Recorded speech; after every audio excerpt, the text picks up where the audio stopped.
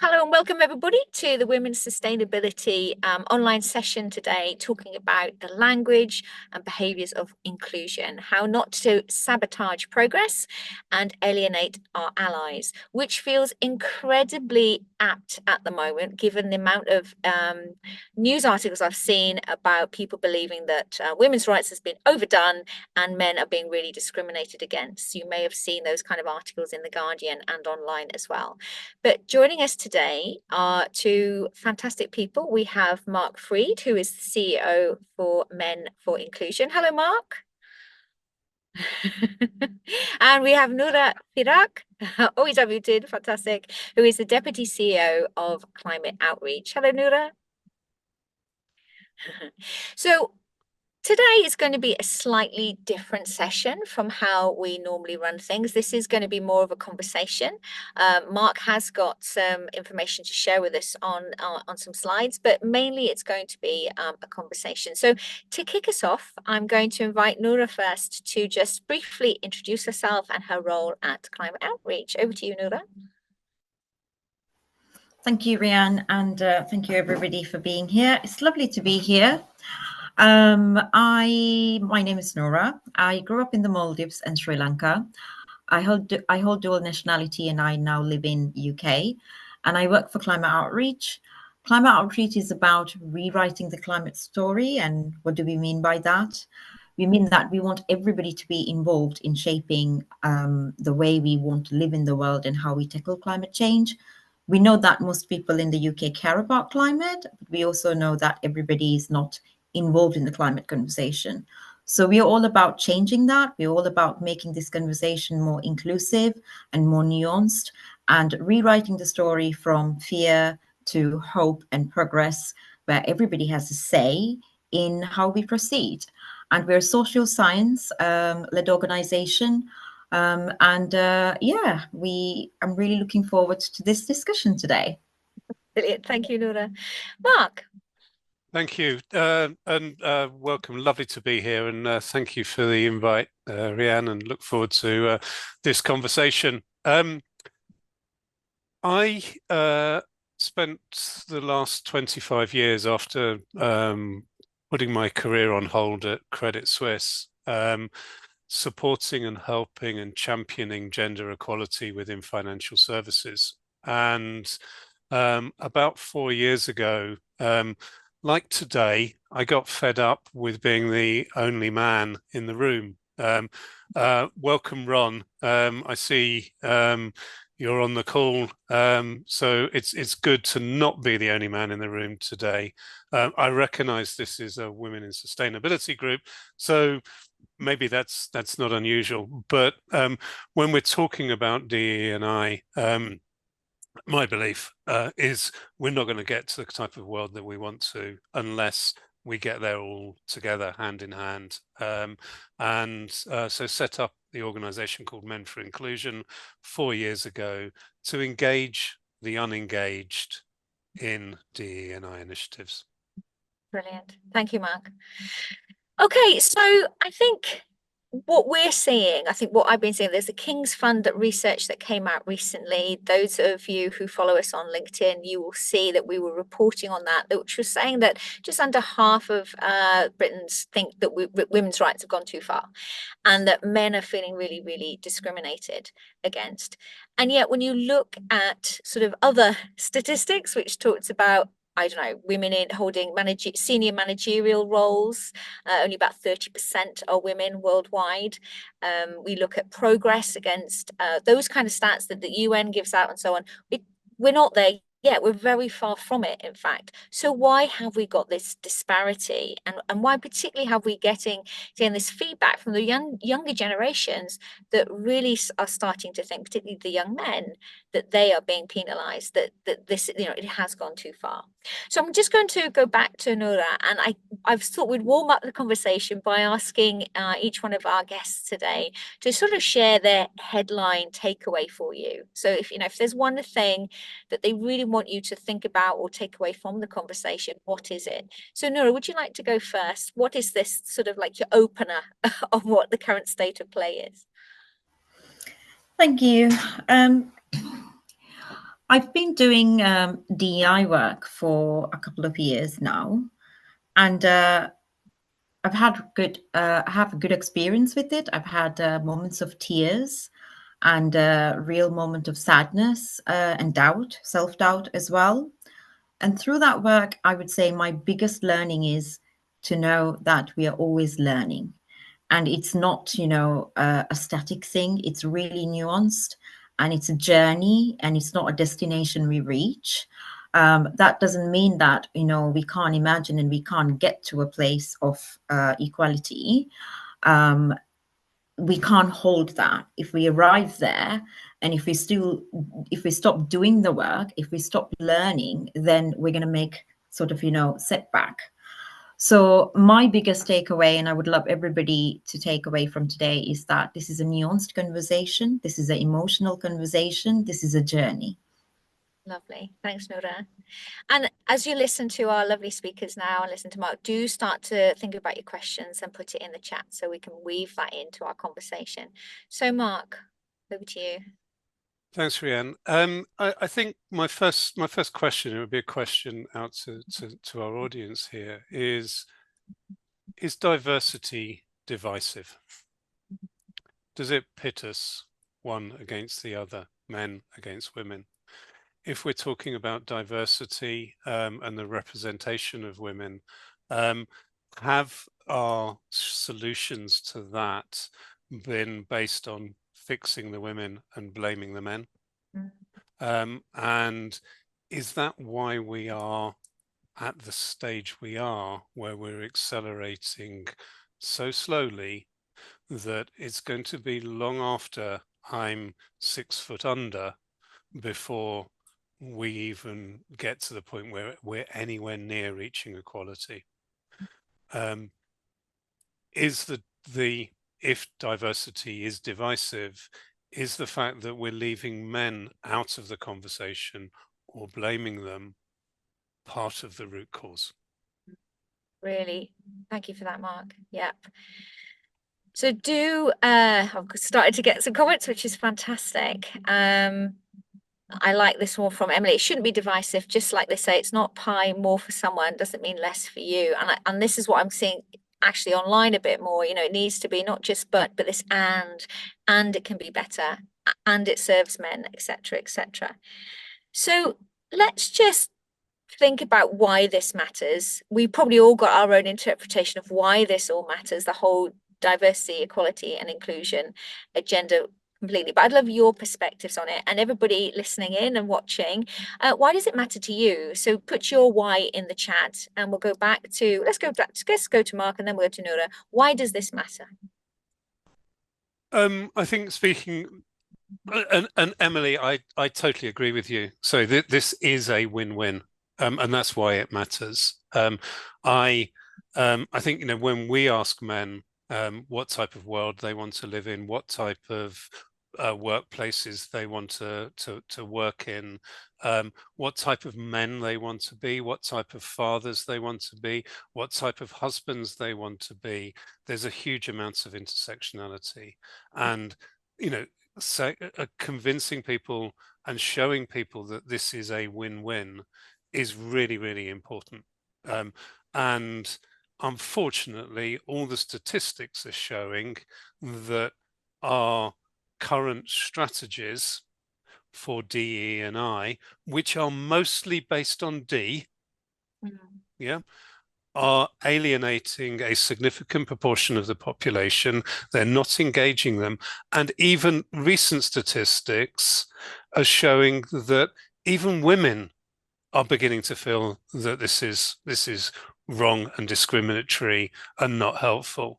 So I do really passionately believe we need to change the narrative to an all of us narrative, to an inclusion narrative and an equality narrative, not forgetting diversity, but we've focused too much on it in the past. We've focused too much on counting women, counting people from different ethnic backgrounds. And frankly, if you look at gender pay gap stats that have just been released again, nothing is moving. Yeah. if you look at what firms say they're doing, it's all about recruitment, leadership policies, blaming men. No one or very few firms are prioritizing the E and the I.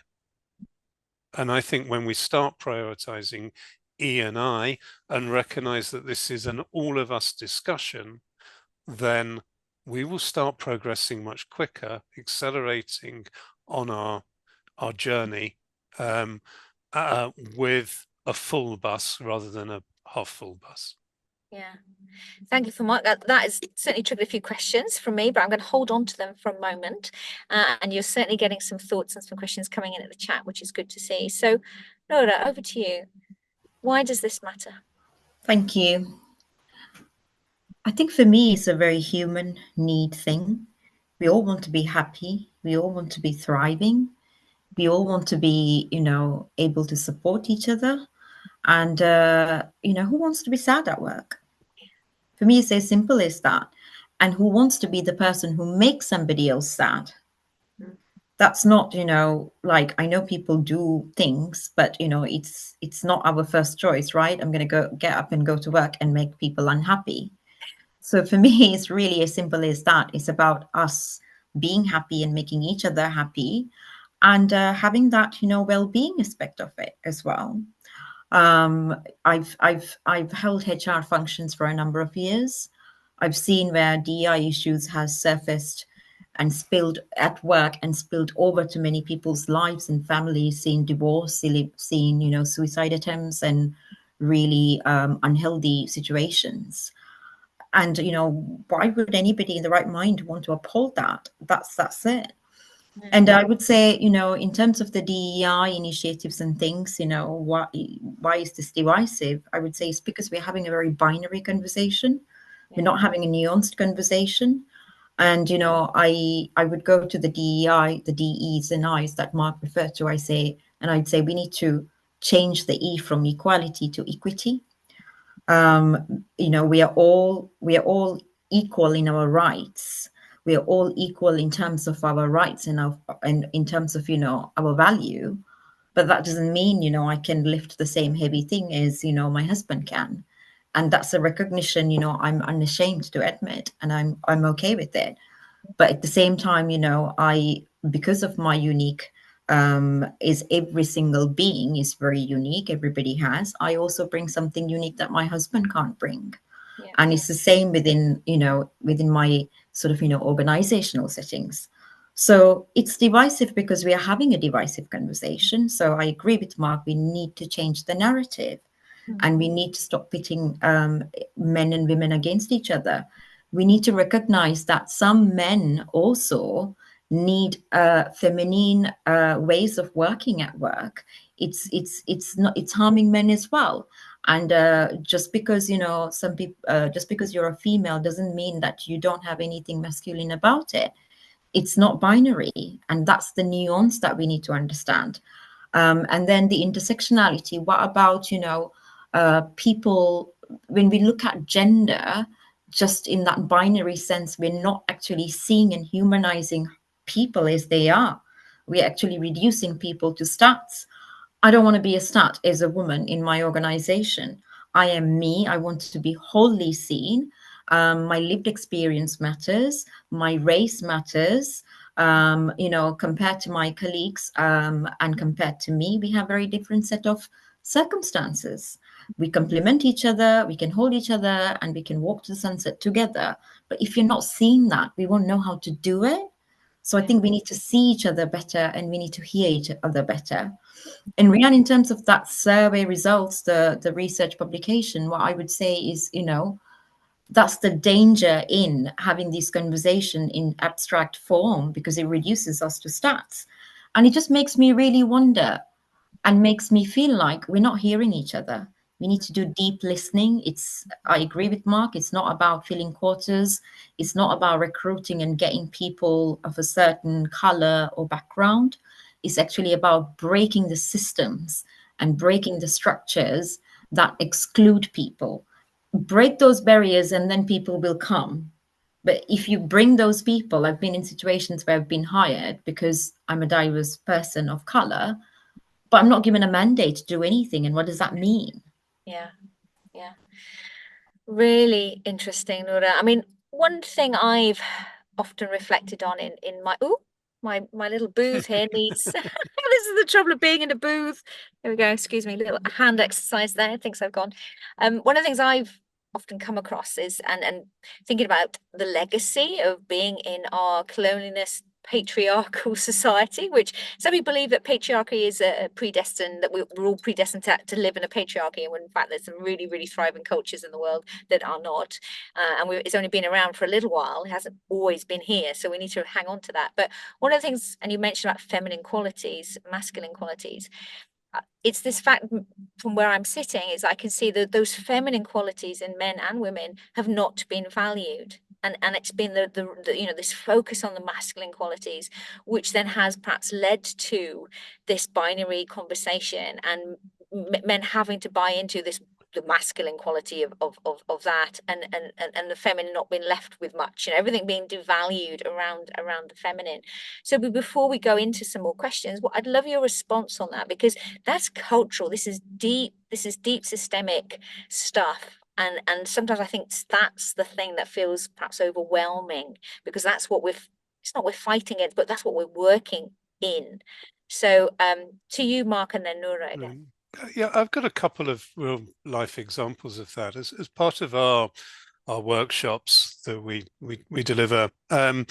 We quite often get to a section where we're talking about how the society that we live in and the inputs we've had affect us when we're growing up. So, what was it like to be a girl, and what was it like to be a boy? And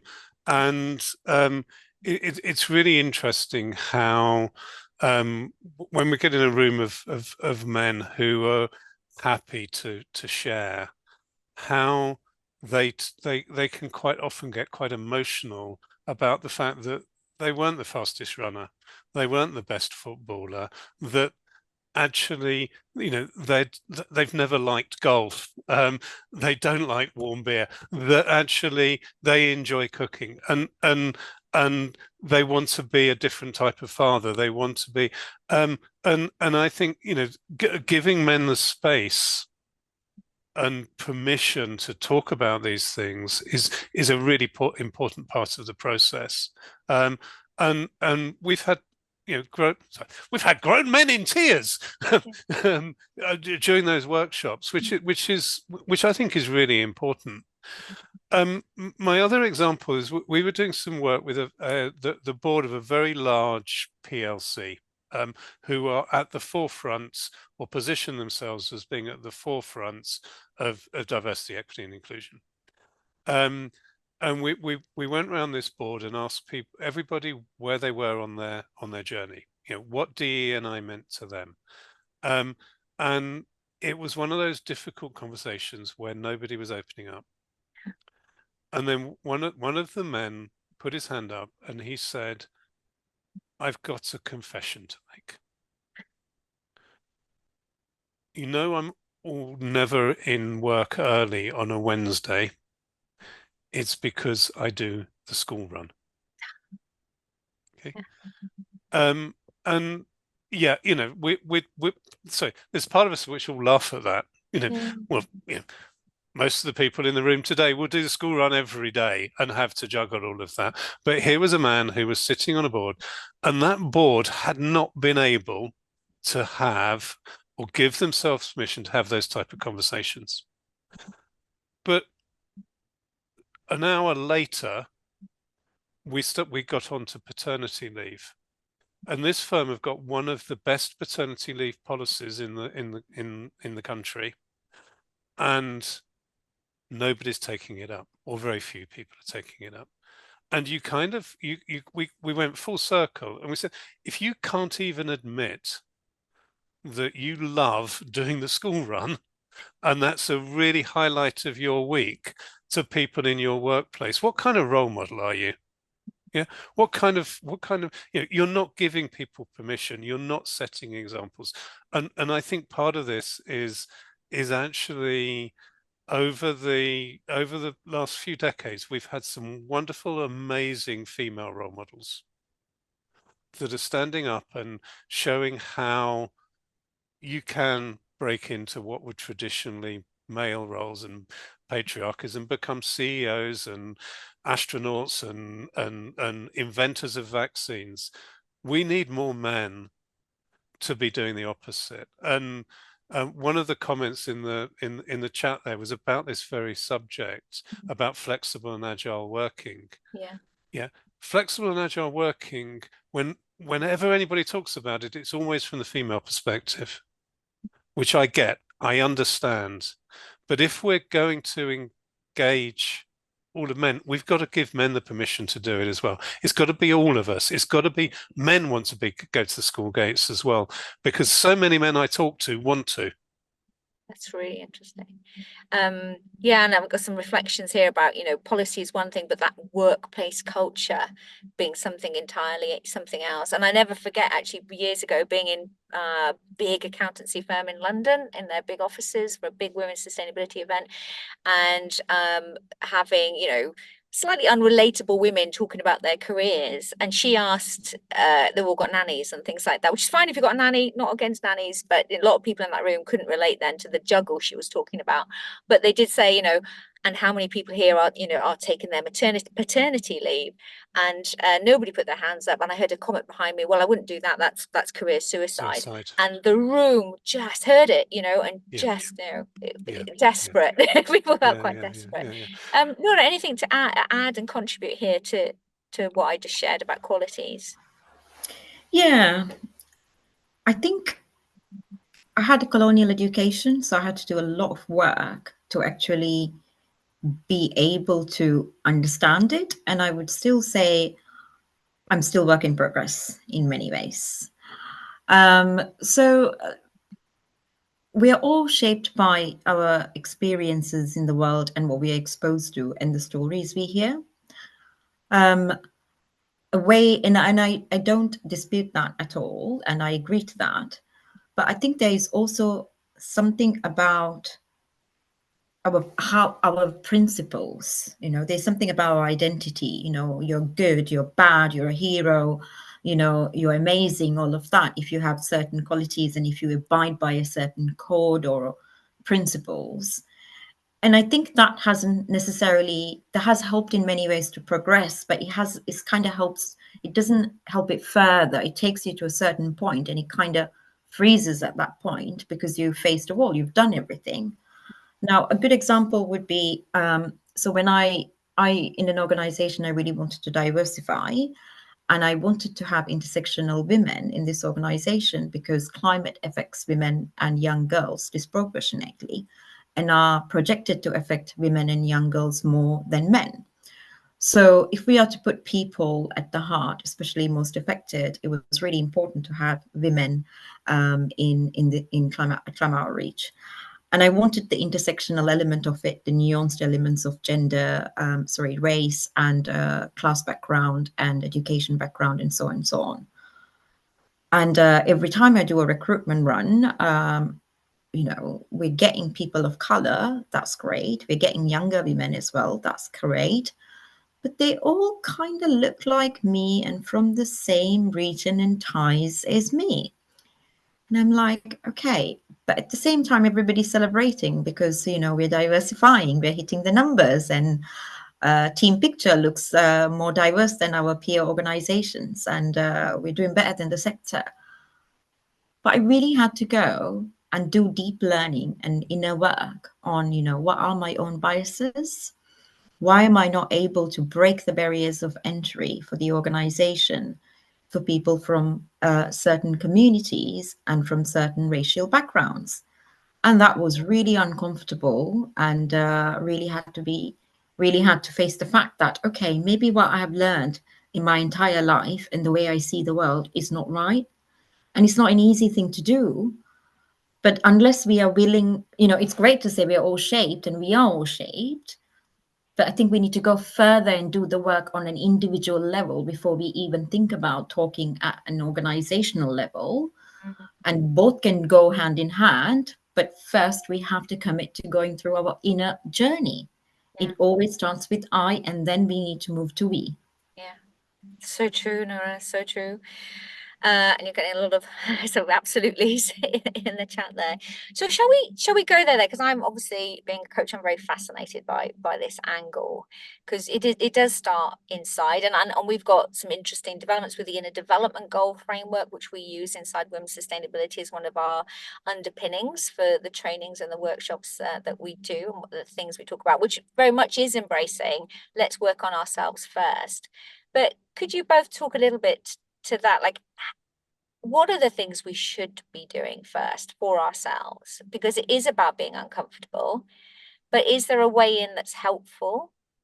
So Mark, perhaps to you, and then again to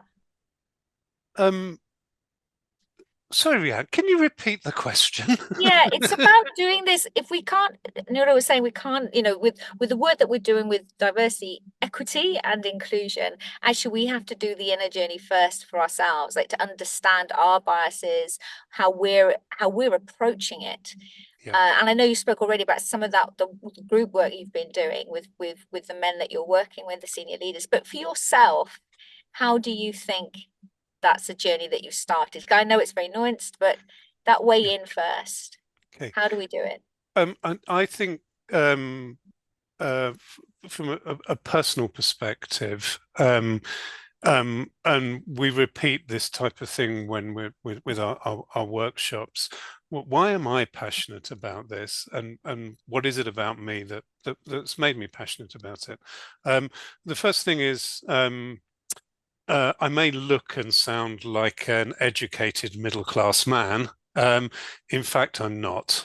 I'm dyslexic, severely dyslexic. I went to a school in the 1970s that taught by teachers writing on blackboards and pupils copying into textbooks. I couldn't learn like that. I couldn't write quick enough.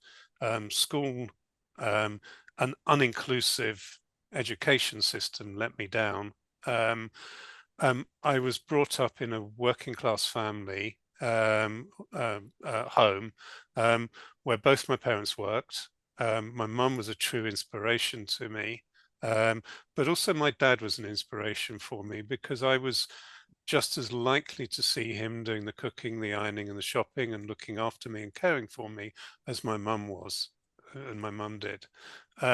So I was quite surprised when I got my first job as a postroom boy in a local manufacturing company to find that when I walked around the offices, there were offices full of women, the typing pool and the switchboard normally, and there were offices full of men. And then there was a floor for management. Yeah, and as the postroom boy, I was allowed to climb those stairs through the double doors into this world, which was completely different from any world that I'd ever seen before. And I quickly decided, as a smart guy, that if I was going to succeed, I needed to start adopting, speaking like these people, adopting their behaviors and adopting their values. And 25 years later, I was running a technology company that was owned by Credit Suisse, where I met a wonderful woman who's now my wife and partner in E2W, who one of the first things she said about me is, Mark, why have you got two personas? Why is there this work Mark and this home Mark? And that got me thinking that actually, for the greater part of my working career, I hadn't brought myself to work. We then our work finished at Credit Suisse on the same day because we sold the company that we were working for. And decided that we were going to be the type of parents, the type of partners, and the type of husband and wife that we wanted to be, and hence setting up this other business called E2W. Now, that story isn't unusual, and when we engage men, we have these conversations. We forget about business cases, yeah, and get straight down to the personal case. And most men will identify and engage on the top three. One, they identify with personal characteristics themselves. So they've been othered, they've been the only one in the room. That could be that they support Chelsea and everybody else on the bus supported Manchester United. Yeah. But clearly deeper things than that. They've been inspired by wives, mothers, daughters, girlfriends, sisters, people that they've worked with who they've seen the barriers that they've faced, yeah, or they want to clear the path for the next generation. But greatly, if they don't identify with any of those, it is that actually this world we want to move into, as somebody said right at the very beginning, is good for men as well. Yeah. And my thoughts are that men are 15 to 20 years behind women in freeing themselves from outdated stereotypes. Yeah. And it's until we free ourselves from those outdated stereotypes and stop having to comply with them, and we get to an all of us narrative, that actually I can choose to be the type of father, the type of husband. I can choose who I want to be and where I want to be. That's going to make me healthier. It's going to make me better. It's going to help me in my personal development, in my career development. Until we start talking to men about those subjects, rather than you're biased and you're only doing this for that reason, or don't say that, then we're not going to engage them. Yeah. So I'm hearing a couple of threads, very much from the pair of you: personalization, remembering our humanity, that we actually just got to step into that space where we're acknowledging actually that intersectionality that all of us have. And it can be sometimes a difficult word for some people. I know it's similar. Well, for me, I also used to think, oh, well, I'm a white woman. I went to Oxford University. I'm a comprehensive educated girl, so I'm not from a sort of wealthy background. But I'd always say, well, that's not for me. I can't. Intersectionality is difficult. And then I realized that actually I was othered because I'm Welsh. In the early 80s, being Welsh, you got really Welsh bashed. You were absolutely Welsh bashed. And so and then that started my journey to realize actually I can engage with this, because yes, there's some aspects of privilege, but there's also some aspects where I can relate to the people and understand. And I've got to get over myself, in terms to understand the language and the behaviors that I can adopt and develop in myself. So I'm going to move on to that specifically in a minute. But Noura, thinking about qualities, humanizing. I mean, you also said this, I thought, don't want to lose it, but being a way in. So like talking about healthy workplaces, I know we've had a comment, how do we start this?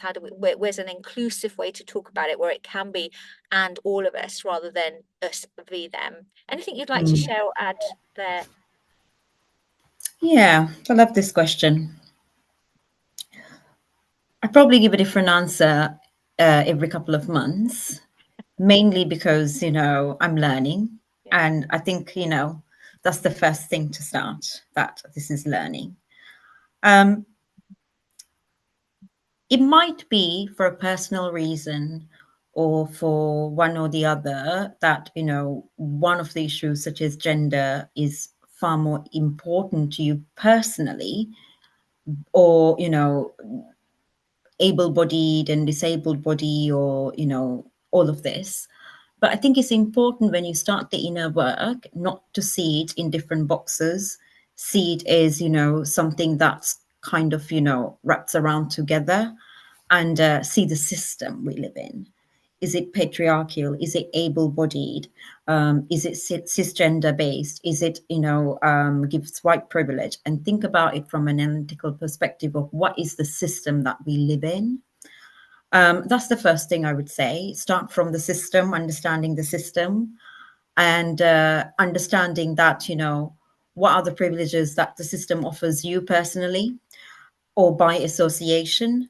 So for me, for most part of my first, 10 years in the UK, it was very challenging because I am a person of color, a woman, and I don't have the sort of white privilege. When I go to an interview, I have to make extra effort to dress and spend the money I don't have because of the biases.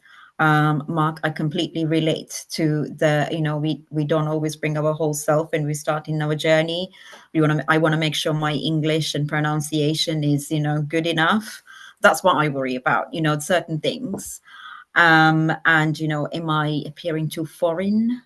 And then somebody will be like, oh, Maldives, very exotic. And then, I've got to make sure that I, measure that in a way that I don't react. So understanding the system and understanding what that affords to you and the disadvantages it affords to you is good. When I got married to my husband, who's white and French and working class, it gave me a sort of white privilege that I didn't know it would be able to attain, and I didn't really understand what it was until I got it. Really, in a way, by association, I would say I've acquired that. So understanding that, and then the other thing I think is when we do the inner work is be willing to be actually sad and uncomfortable. We put so much priority on making sure that the conversation we have is a safe conversation, and we should always be aiming for it. But I've learned that giving 100% safe spaces is not something I can guarantee to people when holding these circles. But what I can guarantee is a brave space. Now, what does that mean? That means that nobody can be, aggressive or awful or harmful, but you might end up in tears, and you might get really, really uncomfortable and fragile and vulnerable, and you might not agree with somebody in that moment. You can put ways of managing that space to be not harmful, but I can't guarantee it will definitely be no tears and emotions and tensions. So being brave, being able to be brave and sit with the discomfort. And the third thing I would say when doing the inner personal work is asking ourselves, who could I lift? Who could I lift? Now, there was a point when I was, when you look at me, I'm non-British and I'm a person of color, and I'm sort of, the only person in the room, generally younger than the average age in that space as well. And now I'm looking always to lift that person in the room, because I can, share and offer that safety. So when we think about safe and brave spaces, there's also the question of who can I lift in that space? So those are the three things that I would say is the most important when it comes to starting the inner journey. Yeah. And from the well-being, Rian, I would say we need to look at DEI not as this special team that and a separate role that needs to exist in the structure. There are reasons why we should start from that point, but that should be based on an assessment of where an organization is at. If it's the right choice to start it as a DEI role, a DEI department, great. But it should be really at the core of human resource management. And that should be at the core of well-being management.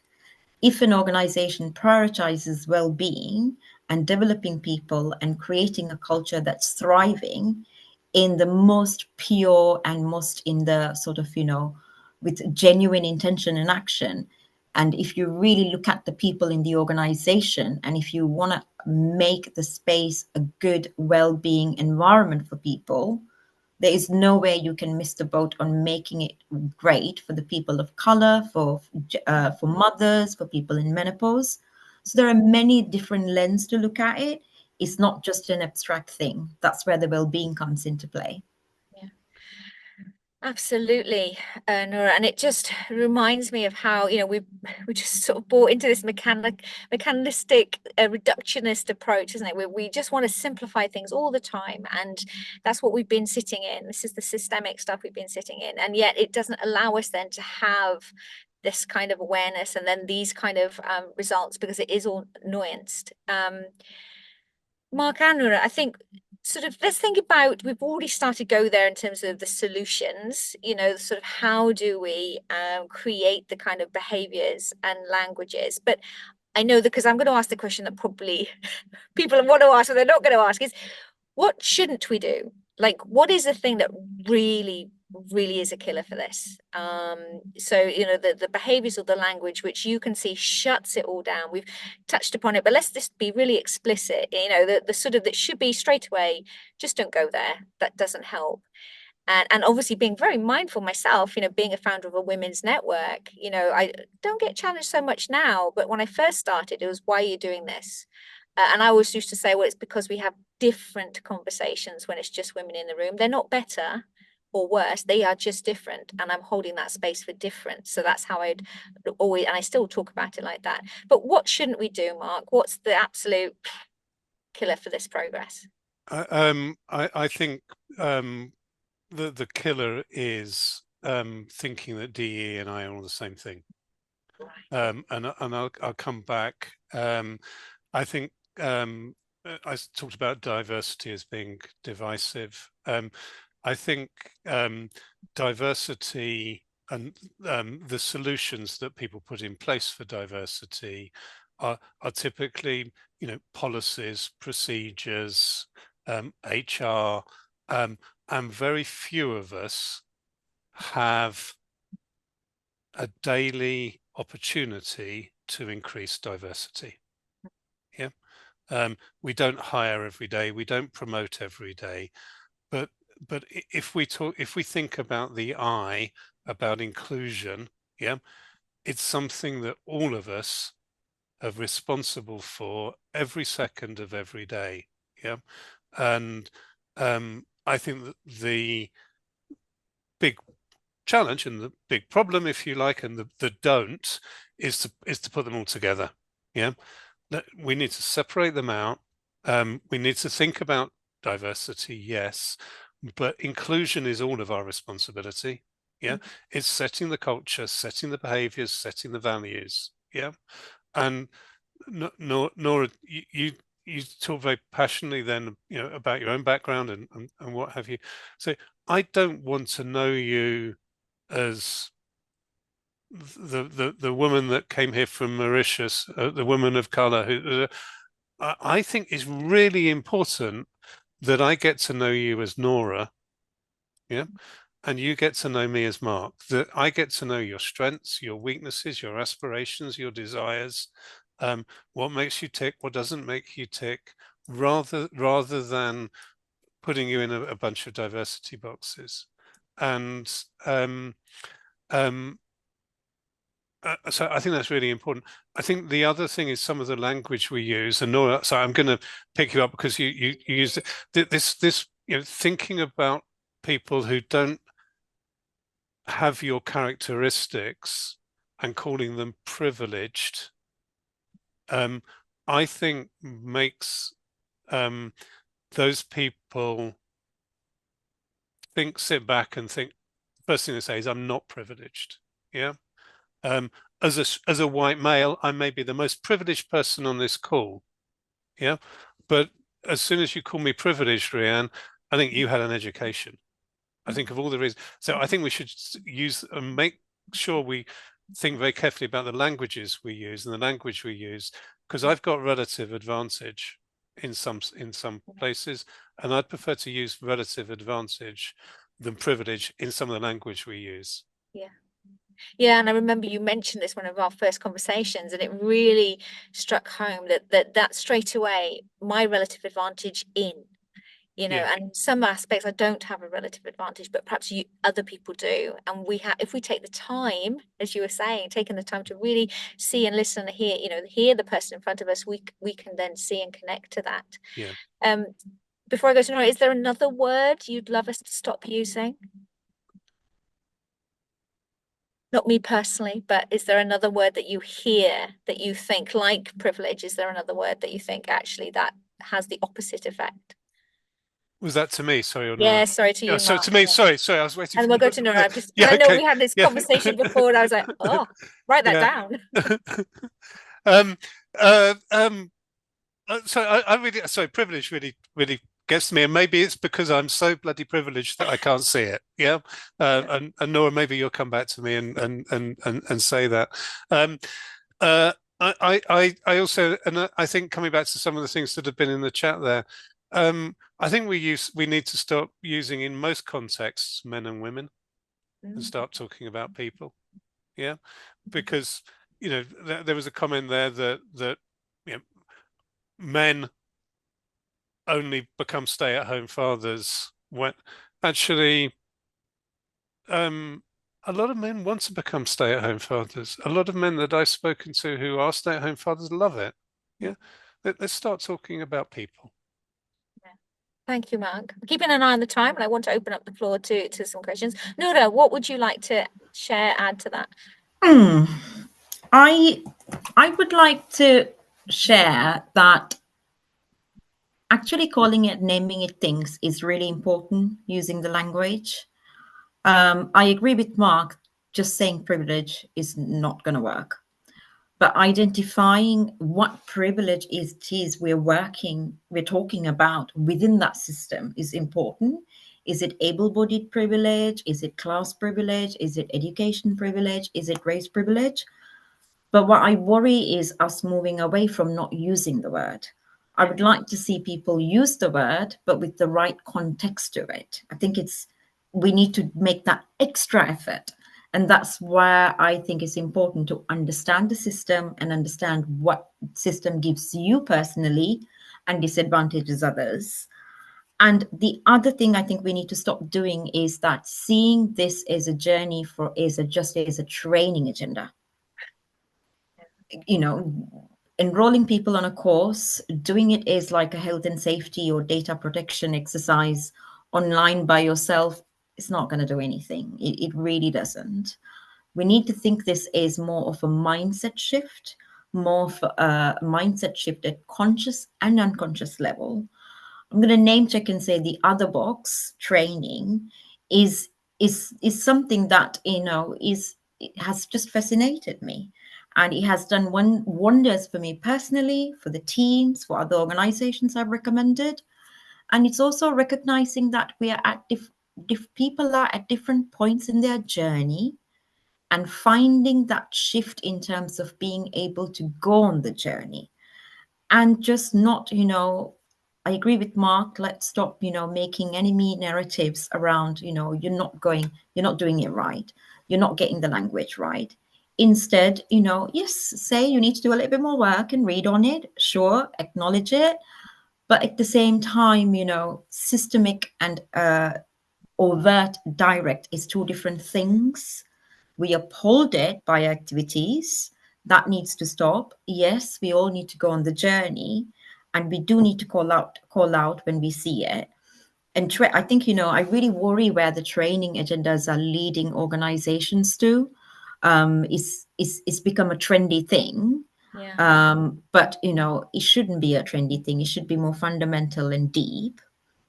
The other thing is, I will just very quickly brief on, and I go on about this a lot, is that, again, going back to the word safe spaces. If we are going to have a group conversation about it, there is no way one person is not going to feel uncomfortable. Now, is that safe for that person? I don't know. One might feel safe to feel discomfort, but the other might not, because they might have, become an adult without ever having to experience that. Yeah. So again, brave spaces. Language-wise, men and women. I think it's good to speak about men and women in the context of what privilege we are speaking about, what advantage we are speaking about, what disadvantage we are speaking about, but not in the context of men versus women. Again, as Mark said, we are all people, we all have different privileges, and we all have different disadvantages. And the most important thing, I think, is we need to go beyond intent. We need to go beyond intent. Or everybody intends that, we all say, oh, I would love more people in STEM. I would love more people of color in climate sector, but I don't know what's happening. It just doesn't happen. No. You go and do the inner work, you break the barriers, you think about your bias, you learn, you grow, you break those barriers, and it will happen. So always asking, what is the impact? Let's not speak about inclusion as something that, is just about intention. And very quickly, Rian, I know we're running out of time, but I want to say, let's stop making policies and procedures, the list Mark gave, is the first thing we do in organizations. Because when you make those processes and policies and things like that, without the people that you're trying to be inclusive of, you're creating additional barriers. You're creating additional barriers. You're upholding the system. To this day, I'm always like, I'm not going to make that policy. I need the organization to be more diverse before we will write a policy or a statement. Yeah. Start with that. That's what I would say. Brilliant. Nora, And can I? go Yeah, on. so can I pick up on that? Because there's something really fundamental that you talked about there, and you started off talking about training. I think businesses need to understand that this is the biggest transformational change project that they've ever undergone. Yeah, Yeah. it's a huge project. Yeah, Mm-hmm. what do they do about it? Diversity. Okay, let's set up a women's network. Let's write a few procedures. Let's write a few new policies. Good. Let's put some measurements in place, and let's put all of those together once a year in our gender pay gap report. Yeah, and make them try and look like some kind of strategy, which clearly, obviously, isn't. Businesses need to recognize that this is a huge business opportunity for them, and they have a responsibility to take it seriously. If it was if they considered it as a transformational change project, what would it have? What are the elements that it would have? How would they manage Absolutely. it? What would the budget be? What would who would be involved? What skill sets would they need? There's too many Absolutely. people trying to do this in a transactional way. Let's have unconscious bias training. Yep, tick, done that. Done that. It needs to be recognized that this is a transformation project, and it needs to have all of the characteristics of a transformation change project. Thank you for Absolutely. that. And I know your organization does some excellent training, which I'm definitely going to ask you to talk about in a sec. But I also wanted to acknowledge, for me, the similarities here with sustainability, because, you started off now with this unique little unit, or maybe it's just one person holding the space for sustainability. And as the most recent ACRE Sustainability Salary Review reported at the start of this year, we're seeing sustainability being held right across organizational functions. And to me, as you said, Nora, that this is where we need to go with D, E, and I. It has to be integrated, and perhaps in different organizations, the holder for that might be in very different places. And for me, I guess this is the space I'm sitting in, is that we will not tackle this successfully if we don't achieve this equality, if we don't achieve this inclusivity and this shift, this mindset shift in the leadership, because we absolutely are not there yet, and we have to get this variety of intelligence and contribution, lived experience, and etc., in order to create the changes that we desperately need to see happen. I know this is the beginning of a conversation. Before, Mark, I'm going to ask you to share a little bit about what you do. I'm going to wrap up with everybody, particularly Mark, how can people work with you? But I just wanted to go back to our lovely room here. Is there anybody who would like to ask a question of our two amazing speakers? We've got 5 minutes. It's been a fabulous conversation. I know we could go on for at least another hour. But is there a question? You can either put it in the chat or just raise a hand. Are you probably like me, just sort of mulling things over and just going, golly? So we certainly will be following up. But would anybody like to switch their cameras on, unmute themselves, and just ask a question? I know we've got a couple. Just checking to see if we've got any questions in the chat. Lots of observations. Anybody got a question? There was one right at the very start from Heather. Heather, would you like to just unmute yourself and ask Nora your question? Yeah, I guess my question was about what are the nuances in like you opened the conversation talking about the fact that we need to have a more nuanced view of things, and what are the nuances that you're particularly thinking about or that are top of mind at the moment? Thank you. On a very sort of, on a macro, very grand level, I would say it's really looking at the system. That's the nuances that exist within the system, and the point that Mark made, that we all have different kinds of privileges, and when we say privilege in extract form, it's not really giving the message, When it comes to women, I think it's really important not to categorize all women specifically in one box. Able-bodied, invisible disabilities, children who are starting their menstruation, who are, sort of in the fertility period, going through menopause, single mothers, when we are in a relationship and when we are in a family unit, how a women's role changes. And, what does that mean? Why do we not have days off for the worst day of our period or menopause, just in a really nuanced way. And the other thing I would say is, just because we are women doesn't mean we all want the same thing. Yeah. Thank you, Nora. Golly, Mark, I love your work. So could you just briefly share a little bit about what does Men for Inclusion do? Thank you. Because this is the elevator pitch, isn't it? It is. Oh, Get no. it right. I know I always 2 get it minutes, wrong. 1 minute. I always get it wrong.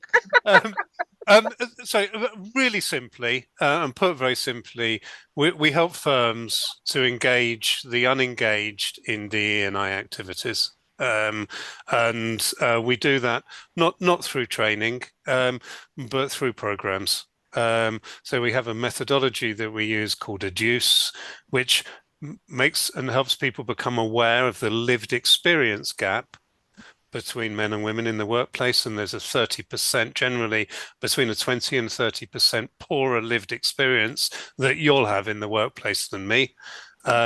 We then move on to desire. What's in it for me? Why should I be involved? Why should I care? This is a zero-sum game, isn't it? Answering all those questions that we've talked about today. Helping them people build an understanding of what they can do about it, a capability. And this is all focused on inclusion. And then most importantly, and why it's not a training, it's a program, embedding. How do we embed this? So we, people that have gone through the program, senior leaders will help and support them to become role models. We'll hold them to account. We'll help them continue their learning. Or up and down the organization, we work with culture carriers. We train and support culture carriers to become disciples, if you like, to spread the word, to actively change and improve our cultures and our levels of inclusion, to ensure that your lived experience is not so dissimilar to mine. Yeah. Thank you, Mark, for that. And thank you, Nora. Nora, I'm going to give you the last word, if that's all right. You can find Mark. Mark, would you put in the chat your details if you can before LinkedIn, we yes. sign off? Yes, thank you, so people can find you. Nora, if there was one thing, the second thing, because we've had your first thing, but anything as a final sort of thought on doing things differently, either at an individual level or if people are taking this as culture carriers, lovely phrase, Mark, into their organizations, what would you invite them to do differently? Deep listening. Deep listening. And I'm going to add another word and actually steal it from Mark. We are all people. Yeah, beautiful. Thank you so much, Mark and Noura. You've had lots of appreciation in the comments there. This has been a really, really interesting conversation. I'm so glad Women Sustainability has hosted this dialogue between us all. You've inspired me, Mark. I think we need to do more reaching out to men working in this space like you do, because I think we learn to collectively as people, we learn so much, don't we, when we come together to really unpack. One thing I feel I haven't really covered this session, which I was hoping would get there, but we have ran out of time, is how can we interweave sustainability with DE&I? Because to me, it's the same thing that we're trying to achieve. And is it through talking about transformational cultures? Is that the thing we need to come in under that will make the biggest difference? So I'll leave that as a thought piece or a little question mark for everybody on the call. But thank you so much, everybody, for joining me this lunchtime. It's been an absolute pleasure to have you both, Mark and Noura, and go into the rest of your day. I know from the comments, everybody's thinking a lot. They've got lots of things to mull over. So thank you so much, everybody, for making your time available to us. And I look forward to seeing you for another WIN session soon. Take care.